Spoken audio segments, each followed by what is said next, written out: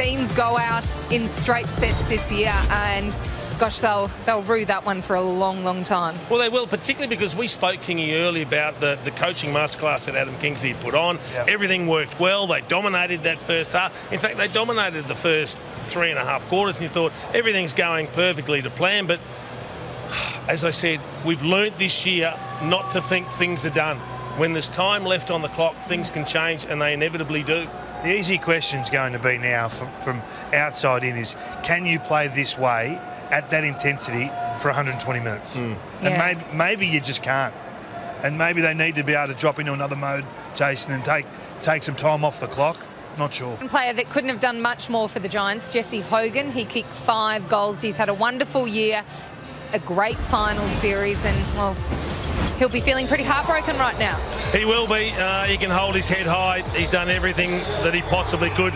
We queried at different stages of the game whether Harris Andrews should roll over onto him. Jack Payne stayed on him for the entire match. And look, he tried his best, worked hard. He's carrying a knee injury. Perhaps not quite as stable in some of those one-on-one contests, but I mean, if you're a Giants coach or a Giants supporter, you can't ask for more from Jesse Hogan.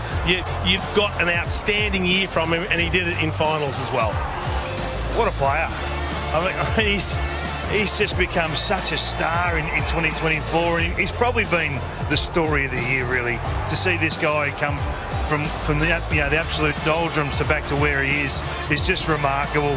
To play this sort of footy, he's looked like Wayne Carey at stages through the year. He's a more complete player now, I think, isn't he? His preparation now is first class, and he's getting such reward on a weekend. It'll fuel him even further, Joey. Well, imagine if he can do like Tom Hawkins and play his best footy post-30. I mean, he's still got plenty of years left in him, so, maybe they're, I know they'll be disappointed, the Giants, with what's happened in this final series, but they're still a group I think will bounce back and be around the mark again as long as players like him continue to play at the level they did. Their list is certainly still in pretty good shape. Kingy, with thanks to Zero, you've stepped into the lab and had a closer look at Lachie Neale. I just want to have a look at some of the clearance work, because there's 2 ways of looking at this. You can say, OK, does Lachie get help? Does he get enough help? And Lynchy spoke to the coach in the pre-match, said, well, it's on him to get it sorted. So he just goes one-on-one with Bedford. And there's no blocks for him. There's no real spoils. There's blocks for us. I just wonder if this guy's the priority, Jay. And I probably did that for too long, so I needed to play more selfless. But whilst he decided to be more selfless and block for others, why was he having to fight that one-on-one battle on his own so much? And why wasn't he getting blocked and getting a little bit more help to try and shake the Toby Bedford take? Because Bedford just possesses too much speed for him. That's the problem.